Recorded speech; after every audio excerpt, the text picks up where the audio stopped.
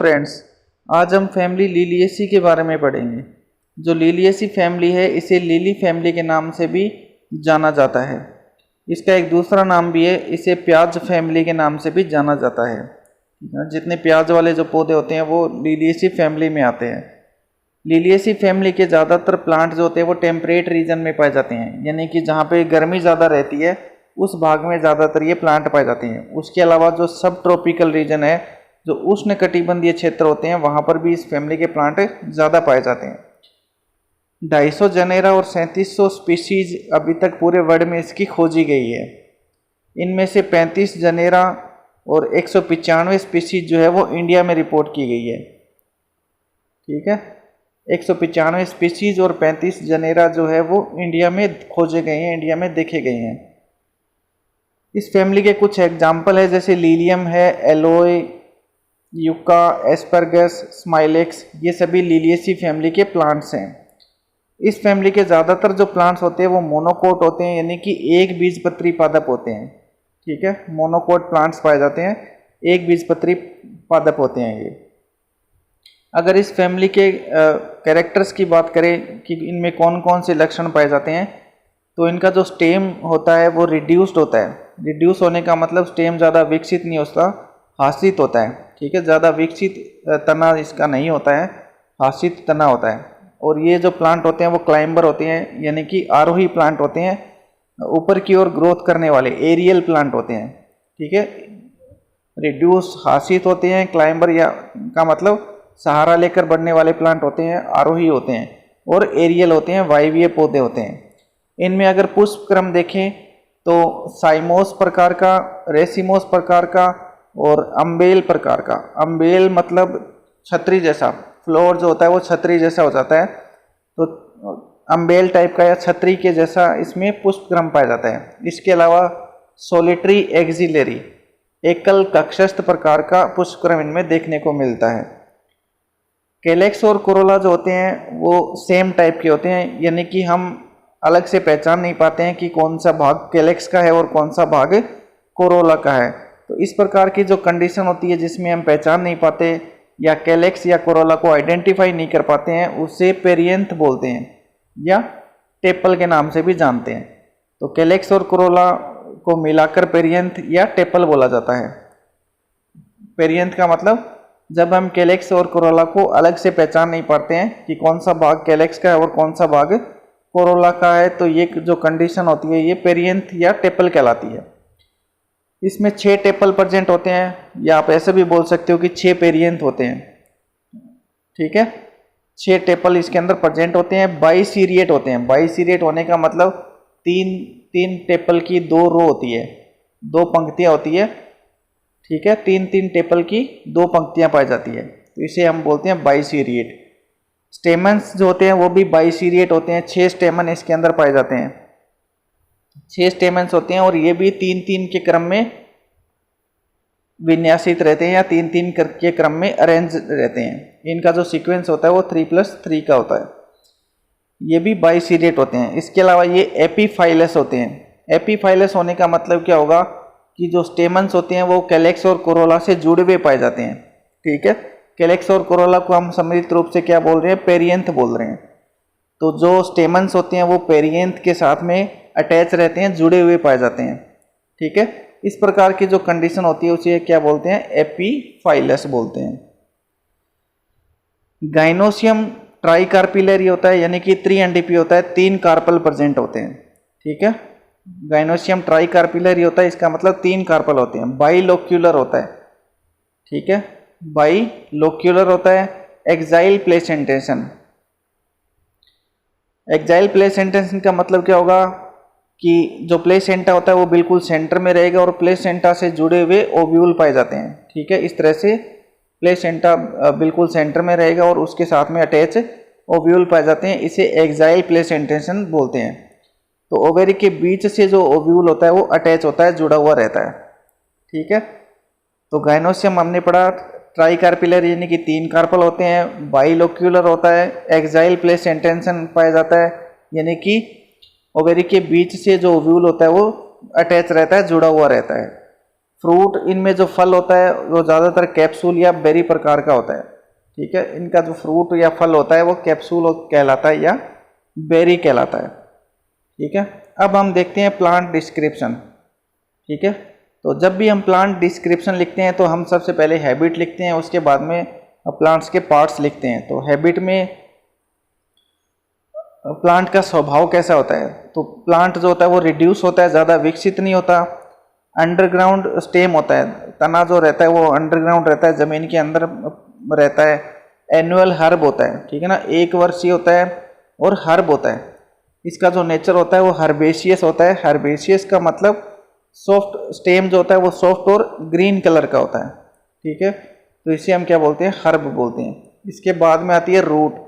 तो आप रूट देख सकते हो, जड़ें जो होती है वो अपस्थानिक या एडवेंशियस रूट पाई जाती है। एडवेंशियस रूट का मतलब होता है अपस्थानिक जड़ें पाई जाती है, या फाइब्रस रूट पाई जाती है। इस तरह से फाइबर तंतुनुमा या रेशेदार जो जड़ें होती है वो पाई जाती है। तो फाइब्रस रूट का मतलब रेशेदार जड़ें और एडवेंशियस रूट का मतलब अपस्थानिक जड़ें पाई जाती है। उसके बाद में आती है लीव्स या पत्तियां। तो जो इसकी जो पत्तियां होती है वो काफ़ी लंबी होती है, लॉन्ग होती है, सिलेंड्रिकल यानी कि बेलनाकार होती है, होलो का मतलब होता है खोखली होती है। पत्ती जो होती है वो बीच में से, इसका बीच का जो पार्ट होता है वो होलो होता है, खोखला होता है। ठीक है, पॉइंटेड एपेक्स होता है, यानी कि जैसे ये पत्ती है तो इसका जो टिप वाला पोर्शन होता है वो पॉइंटेड होता है, तीखा होता है, इसे हम बोलते हैं पॉइंटेड एपेक्स। पत्ती का जो ऊपर का भाग होता है वो पॉइंटेड होता है, तीखा नुकीला होता है। तो पत्ती को हम क्या बोलेंगे, इस प्रकार की जो लीफ होती है वो पॉइंटेड एपेक्स कहलाती है। एक्स स्टिपुलेट होती है। एक्स स्टिपुलेट होने का मतलब क्या होता है कि जैसे ये मेन स्टेम है, यहाँ से एक पेटियोल निकलता है और उसके आगे पत्ती जुड़ी हुई रहती है। स्टिप्यूल जो रहता है वो पेटियोल के बिल्कुल पास में यहाँ पर पाया जाता है। ये जो होती है ये क्या कहलाती है, स्टिप्यूल्स कहलाती है। इनको क्या बोलेंगे, स्टिप्यूल्स। ठीक है, स्टिप्यूल्स। तो पत्ती का जो डंठल होता है उस डंठल के पास में से दो छोटी छोटी पत्तियां निकली रहती है जिन्हें स्टिप्यूल बोलते हैं। वो स्टिप्यूल इसमें एब्सेंट होती है, स्टिप्यूल नहीं पाई जाती, इसीलिए हम प्लांट को क्या, लीव्स को क्या बोलेंगे, एक्स स्टिपुलेट बोलेंगे। ठीक है ना, एक्स स्टिपुलेट होने का मतलब ये मेन स्टेम, यहाँ से पत्ती का डंठल और ये पत्ती, तो यहाँ पर कुछ पत्तीनुमा संरचना होती है जिसे स्टिप्यूल बोलते हैं। ये जो संरचना है इसको स्टिप्यूल के नाम से जानते हैं। ठीक है, तो ये स्टिप्यूल इसमें नहीं पाई जाती, तो लीव को हम क्या बोलेंगे, एक्स स्टिपुलेट। सेसाइल होती है। सेसाइल होने का मतलब क्या होता है कि जो पत्ती होती है वो मेन स्टेम से डायरेक्ट जुड़ी रहती है, पेटियोल नहीं पाया जाता। ठीक है, जो लीफ होती है वो पेटियोल उसमें एब्सेंट होता है और वो डायरेक्ट स्टेम के साथ में जुड़ी हुई पाई जाती है। ठीक है ना, जैसे ये लीफ है ये डायरेक्ट स्टेम्स के साथ में जुड़ी हुई है। इस प्रकार की जो लीफ होती है उसे सेसाइल बोलते हैं। मल्टीकोस्टेट पैरेलल वेनेशन पाया जाता है। मल्टीकोस्टेट पैरेलल वेनेशन होने का मतलब क्या होता है, जैसे ये पत्ती है, इस पत्ती में एक ही मिड रिब रहती है और उसी से ही समानांतर ऐसे जालियां निकलती है। ठीक है, एक दूसरे के समानांतर इस प्रकार से जालियां निकलती है, तो एक ही मिड रिब रहेगी, एक ही मध्य शिरा होती है और उसी से फिर छोटी छोटी जालियां निकलती है। इस प्रकार का जो वेनेशन होता है उसे बोलते हैं मल्टीकोस्टेट पैरेलल वेनेशन। मल्टीकोस्टेट का मतलब होता है बहुशिरीय समानांतर विन्यास। ठीक है, जालिका, मल्टीकोस्टेट का मतलब होता है बहुजालिका समानांतर शिरा विन्यास। ठीक है, एक मिड रिब रहती है लीफ में और उसी से ही समानांतर ऐसे जालियां निकलती है एक दूसरे के पैरेलल। इस प्रकार का जो वेनेशन होता है वो मल्टीकोस्टेट पैरेलल वेनेशन कहलाता है। इसके बाद आता है इसमें पुष्पक्रम किस प्रकार का होता है। ठीक है, पुष्पक्रम या इनफ्लोरेसेंस कैसा होता है, तो इसमें जो फ्लोर होता है उस फ्लोर के आगे वाले भाग में ग्रुप ऑफ फ्लोर्स पाए जाते हैं, बिल्कुल छोटे छोटे बहुत सारे गुच्छों के रूप में छोटे छोटे फ्लोर इस तरह से लगे रहते हैं। ठीक है, तो इसे हम क्या बोलते हैं, group of floors in apical part, यानी कि फ्लोर के जो एपिकल भाग होता है या आगे का भाग होता है उसमें बहुत सारे छोटे छोटे फूलों का समूह पाया जाता है। और ये जो फूलों का समूह होता है या जो ग्रुप होता है वो ब्रैक्ट के द्वारा ढका हुआ रहता है। जैसे ये छोटी छोटी इसमें ब्रैक्ट दिखाई हुई है, तो ये ब्रैक्ट के द्वारा ढका हुआ रहता है। इस ब्रैक्ट को स्पैथी भी बोलते हैं, ठीक है, स्पैथी के नाम से भी जानते हैं और इसे ब्रैक्ट भी बोलते हैं। तो ग्रुप ऑफ फ्लोर्स जो रहते हैं वो ब्रैक्ट के द्वारा ढके हुए रहते हैं। इस प्रकार का जो इन्फ्लोरेसेंस या जो पुष्पक्रम होता है उसे स्कोपीजीरस टाइप का इन्फ्लोरेसेंस बोलते हैं, ठीक है। इस प्रकार का जो पुष्पक्रम होता है वो स्कोपीजीरस टाइप का पुष्पक्रम कहलाता है। इसके बाद में आता है इसका फ्लोअर। तो फ्लोअर में ब्रैक्ट प्रेजेंट होते हैं, जैसे यहाँ पे ब्रैक्ट दिखाया हुआ है, तो फ्लोअर में ब्रैक्ट प्रेजेंट होता है, ठीक है। फ्लोअर के नीचे वाले पोर्शन में तो पत्ती नुमा संरचनाएं पाई जाती है जो ब्रैक्ट कहलाती है, ठीक है। तो ब्रैक्ट इसमें प्रेजेंट होते हैं, इसलिए फ्लोअर कैसा हो जाएगा, ब्रैक्टिएट। पेडिसिलेट होता है, फ्लोअर का जो डंठल होता है, जैसे मान लो ये फ्लोअर है, इस फ्लोअर का ये जो डंठल है, इस डंठल को पेडिसिल बोलते हैं, ठीक है। तो फ्लोअर कैसा हो जाएगा, पेडिसिलेट। कंप्लीट होता है, कंप्लीट होने का मतलब क्या होगा, फ्लोअर कंप्लीट होता है, कंप्लीट होने का मतलब होता है कि एंड्रोसियम, गाइनोसियम, कैलेक्स, कोरोला चारों चीज़ें फ्लोअर में प्रेजेंट होती है, तो फ्लोअर कैसा हो जाएगा, कंप्लीट। ट्राइमीरस होता है, फ्लोअर कैसा होता है, ट्राइमीरस। ट्राइमीरस क्यों बोल रहे हैं, क्योंकि इसमें पेरियंथ जो रहता है वो 3-3 के क्रम में, यानी कि 3-3 तीन जो टेपल रहते हैं वो 2 रो में पाए जाते हैं। तो इस प्रकार का जो विन्यास होता है वो क्या कहलाता है, ट्राइमीरस कहलाएगा। तो 3 टेपल होते हैं, इसलिए इसे हम क्या बोलते हैं, ट्राइमीरस। एक्टिनोमॉर्फिक होता है, एक्टिनोमॉर्फिक होने का मतलब इस फ्लोर को जब हम बीच में से काटेंगे तो फ्लोर 2 समान भागों में डिवाइड हो जाता है। इस प्रकार का जो फ्लोर होता है वो एक्टिनोमॉर्फिक कहलाता है। हाइपोगाइनस होता है, हाइपोगाइनस होने का मतलब क्या होता है कि ये फ्लोर का थैलेमस और थैलेमस के ऊपर ओवेरी पाई जाती है। इस प्रकार का जो, थोड़ा सा डिस्टर्बेंस हो गया, ठीक है।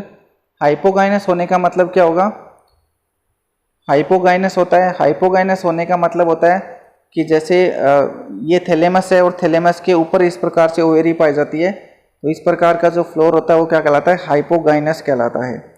ट्राइसीरिएट होता है, ट्राइसीरिएट होने का मतलब क्या होता है कि 3-3 के क्रम में, ठीक है, जो टेपल होती हैं वो 3-3 के क्रम में पाई जाती हैं इसमें, इसे हम क्या बोलते हैं, ट्राइसीरिएट। एपीफिलस होता है, एपीफिलस का मतलब स्टेमन जो रहते हैं वो पेटल के साथ में जुड़े हुए पाए जाते हैं, ठीक है। पेटल का मतलब पेटल भी बोल सकते हो, पेरियंथ भी बोल सकते हो। पेरियंथ के साथ में जो स्टेमन्स होते हैं वो अटैच रहते हैं, जुड़े रहते हैं। इस प्रकार की जो कंडीशन होती है वो एपीफाइलस कहलाती है, ठीक है। तो आप देख सकते हो यहाँ पे डायग्राम में, ये फ्लोर है, ये स्टेमन्स है और ये पेडिसिल, फ्लोर का जो डंठल होता है वो पेडिसिल कहलाता है। ये स्टेमन्स है और ये फिलामेंट्स हैं, ठीक है। इसके बाद में आता है पेरियंथ। तो पेरियंथ मैंने आपको बताया, टेपल इसमें 6 होते हैं और 2-2 के चक्र में पाए जाते हैं, ठीक है। 2 चक्र में पाए जाते हैं, 3-3 का 2 चक्र होता है, ठीक है, 2 वॉल्स। तो 3-3 के 2 चक्र के रूप में पाए जाते हैं। गेमोफाइलस होते हैं, गेमोफाइलस होने का मतलब अटैच रहती हैं, एक दूसरे से जुड़े हुए पाए जाते हैं, ठीक है। गेमोफाइलस होने का मतलब एक दूसरे से जुड़े हुए, पेरियंथ यानी कि कैलेक्स, कोरोला जो होते हैं वो एक दूसरे से अटैच रहते हैं, जुड़े हुए रहते हैं, ठीक है। उसके बाद में आता है एंड्रोसियम। तो एंड्रोसियम में स्टेमेंस जो होते हैं वो 6 होते हैं। पोलीएंड्रस होते हैं, पोलीएंड्रस होने का मतलब स्टेमेंस जो रहते हैं वो एक दूसरे से अलग रहते हैं, जुड़े हुए नहीं रहते। जैसे यहाँ पे आप देख सकते हो ये स्टेमन सब एक दूसरे से अलग अलग हैं, कोई भी स्टेमन आपस में जुड़ा हुआ नहीं है। इस प्रकार की जो कंडीशन होती है वो पोलीएंड्रस कहलाता है, यानी कि फ्री रहते हैं। एपीफाइलस, एपीफाइलस का मतलब स्टेमन जो रहते हैं वो पेरियंथ से जुड़े हुए रहते हैं। डाइथिकस होने का मतलब 2 पालियां पाई जाती है, जैसे यहाँ पे स्टेमन बनाया हुआ है, इसमें 2 लोब हैं, 2 पालियां हैं, इस प्रकार से एक लोब ये और एक लोब ये है, नीचे इसका फिलामेंट है, ये फिलामेंट हो गया। तो एक पाली ये हो गई, एक लोब ये हो गई, तो 2 लोब प्रेजेंट होती है, ठीक है। तो इसे हम क्या बोलेंगे, डाइथिकस। डोर्सी फिक्स्ड होता है, डोर्सी फिक्स्ड होने का मतलब फिलामेंट जो रहता है वो यहाँ पे पृष्ठ वाले भाग से, आधार वाले नीचे का जो पोर्शन होता है वहाँ से जुड़ा हुआ रहता है। तो इस प्रकार का सिस्टम क्या कहलाता है, डोर्सी फिक्स्ड कहलाता है। वर्सेटाइल होता है, वर्सेटाइल होने का मतलब फिलामेंट के ऊपर इस प्रकार से जो एंड्रोसियम होता है ना वो गति करता रहता है, मूवमेंट करेगा, इधर उधर हिलता डुलता रहता है, ठीक है। जैसे मान लो ये फिलामेंट है, जैसे ये फिलामेंट है, इसके ऊपर जब एंड्रोशियम लगा रहेगा तो ये कभी इधर झुक जाएगा, कभी इधर झुक जाएगा। तो इस प्रकार की मूवमेंट जो रहती है वो उसे हम क्या बोलते हैं, वर्सेटाइल होना। ठीक है। इंट्रोड्स होते हैं। इंट्रोड्स होने का मतलब क्या होता है कि बाहर से जब हम फ्लोर को देखेंगे तो हमें एंड्रोशियम जो रहते हैं वो दिखाई नहीं देंगे। ठीक है। स्टेमन्स जो रहते हैं वो फ्लोर को बाहर से देखने पर दिखाई नहीं देते, फ्लोर के अंदर छुपे हुए रहते हैं। इस प्रकार की जो कंडीशन होती है वो इंट्रोड्स कहलाती है। हिंदी में इसे बोलते हैं अंतर्मुखी होना। ठीक है। तो इंट्रोड्स होते हैं, अंतर्मुखी होते हैं। इसके बाद आता है गाइनोशियम। तो गाइनोशियम ट्राई कार्पिलरी होता है, यानी कि 3 कार्पल प्रेजेंट होते हैं। सिन कार्पस होता है। सिन कार्पस होने का मतलब जुड़ा हुआ रहता है आपस में, तीनों जो कार्पल होते हैं वो एक दूसरे से अटैच रहते हैं, जुड़े हुए रहते हैं। सुपीरियर ओवेरी पाई जाती है, जैसे ये थैलेमस है, थैलेमस के ऊपर ओवेरी प्रेजेंट होती है। इस प्रकार की ओवेरी को हम क्या बोलेंगे, सुपीरियर ओवेरी। ठीक है। ट्राइलोक्यूलर 3 लोक्यूल प्रेजेंट होते हैं, जैसे यहाँ पे ओवेरी का टीएस दिखाया हुआ है, तो एक लोक्यूल ये, एक लोक्यूल ये और एक ये लोक्यूल है। तो 3 लोक्यूल प्रेजेंट होते हैं, तो इसे हम क्या बोलेंगे, ट्राइलोक्यूलर। एक्साइल प्लेसेंटेशन होता है। देखो प्लेसेंटा बिल्कुल सेंटर में है, बिल्कुल सेंटर में प्लेसेंटा, और उसके साथ साथ में 2-2 ओव्यूल लगे हुए हैं। ठीक है। प्रत्येक लोक्यूल के अंदर 2-2 ओव्यूल, और प्लेसेंटा बिल्कुल सेंटर में रहेगा। इस प्रकार की जो कंडीशन होती है उसे एक्साइल प्लेसेंटेशन बोलते हैं। प्रत्येक जो लोक्यूल होता है उसमें 2-2 ओव्यूल्स पाए जाते हैं। स्टिग्मा जो होता है वो बाइलोब्ड होता है। स्टिग्मा 2 पालियों में, 2 लोब में डिवाइड होता है। जैसे ये स्टिग्मा है, तो स्टिग्मा जो रहता है वो इस प्रकार से रहेगा, 2 पालियों में डिवाइड रहता है। ठीक है। इस तरह से बीच से एक पाली ये, एक पाली ये, तो 2 पालियों में स्टिग्मा डिवाइड रहता है, तो इसे हम क्या बोलेंगे, बाइलोब्ड स्टिग्मा। आप यहाँ पे देख सकते हो ये ओवेरी का टीएस है और ये वीएस ऑफ फ्लोर है, फ्लोर का वीएस बनाया हुआ है। ठीक है। तो यहाँ तक आपका गाइनोशियम एंड्रोशियम कंप्लीट हो जाते हैं। अब हम आते हैं फ्लोर फॉर्मूला और फ्लोरल डायग्राम पे। ठीक है। पुष्पसूत्र और पुष्पचित्र। तो पुष्पसूत्र देखते हैं पहले। तो फ्लोर आपका कैसा है, ब्रेक्ट है। फ्लोर में ब्रेक्ट प्रेजेंट होती है। फ्लोर का जो डंठल होता है वहाँ पे छोटी छोटी पत्तियाँ लगी रहती हैं, जिन्हें हम ब्रेक्ट बोलते हैं। ठीक है। तो फ्लोर कैसा हो जाएगा, ब्रेक्टिएट। उसके लिए हम क्या लगाते हैं, BR। ये जो साइन है ये लगाते हैं बाइसेक्सुअल के लिए, यानी कि एंड्रोशियम गाइनोशियम दोनों इसमें प्रेजेंट होते हैं, तो फ्लोर कैसा होता है, बाइसेक्सुअल। ठीक है। एक्टिनोमॉर्फिक होता है, उसके लिए इस प्रकार का साइन लगाते हैं, एक्टिनोमॉर्फिक। फ्लोर को बीच में से काटेंगे तो 2 समान भागों में फ्लोर डिवाइड हो जाता है, इसे हम क्या बोलते हैं, एक्टिनोमॉर्फिक। उसके बाद में पेरियंथ आता है। पेरियंथ मैंने आपको बताया टेपल कितने होते हैं, 6 होते हैं। तो पेरियंथ कैसे अरेंज रहता है, 3+3 के रो में, 2 रो होती है 3+3 की। तो यहाँ पे हमने P लिखा, फिर 3+3 लिख दिया, ये आपका पेरियंथ हो गया। इसके बाद में आता है एंड्रोशियम। एंड्रोशियम में स्टेमन्स 6 होते हैं, और वो भी कैसे अरेंज होते हैं, 3+3 में। ठीक है। तो ये हमने ए लिखा, ए का मतलब एंड्रोशियम, और ये 3+3 लिख दिया। उसके बाद में पेरियंथ के साथ में एंड्रोशियम जो रहता है वो अटैच होता है, इसलिए हमने ये ऊपर वाली लाइन लगा दी है। ठीक है। इस लाइन का मतलब क्या है कि पेरियंथ और एंड्रोशियम एक दूसरे से जुड़े हुए हैं, अटैच हैं। इसके बाद में आता है गाइनोशियम। गाइनोशियम ट्राई कार्पिलरी होता है, तो हमने 3 लिखा, जी लिखकर हमने क्या लिखा, 3। गाइनोशियम जो होता है वो सिन कार्पस होता है, मतलब तीनों जो कार्पल होते हैं वो एक दूसरे से जुड़े हुए रहते हैं। तो हमने 3 लिखने के बाद में यहाँ पर ब्रैकेट लगा दिया, इस ब्रैकेट का मतलब होता है ये सिन कार्पस है। उसके बाद में नीचे हमने अंडरलाइन किया, इस अंडरलाइन का मतलब है ओवेरी सुपीरियर है। ठीक है। थैलेमस के ऊपर ओवेरी पाई जाती है, तो ओवेरी सुपीरियर। ये आपका फ्लोरल डायग्राम, इसमें ये एक्टिनोमॉर्फिक का साइन लगा हुआ है। उसके बाद में ये कैलेक्स कोरोला है। ठीक है। 1 2 3, देखो 1 2 3, और कैलेक्स और कोरोला में हम आइडेंटिफाई नहीं कर पाते हैं कि कौन सा कैलेक्स है कौन सा कोरोला है, एक जैसे ही है। ये 1 2 3, तो ये 6 तो हो गए टेपल या पेरियंथ, और इनके साथ में देखो, ये देखो एंड्रोशियम इनके साथ में अटैच है।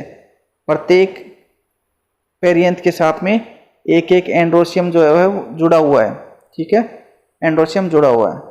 तो एंड्रोशियम कैसा होता है, इनके साथ में पेरियंथ के साथ में जुड़ा हुआ पाया जाता है। और बीच में हमने बनाई है ओवेरी ओवेरी जो ट्राइकार्पिलरी है, प्रत्येक प्लेसेंटा जो है वो सेंटर के अंदर है, और ट्राइलोक्यूल है, 3 लोक्यूल हैं, प्रत्येक लोक्यूल में 2-2 ओव्यूल प्रेजेंट है। ठीक है, तो ये आपका फ्लोरल डायग्राम हो गया, और आपका ये जो लिलिएसी फैमिली है वो कंप्लीट हो गई है। वीडियो अगर अच्छा लगे तो लाइक शेयर और सब्सक्राइब ज़रूर करें। Thank you.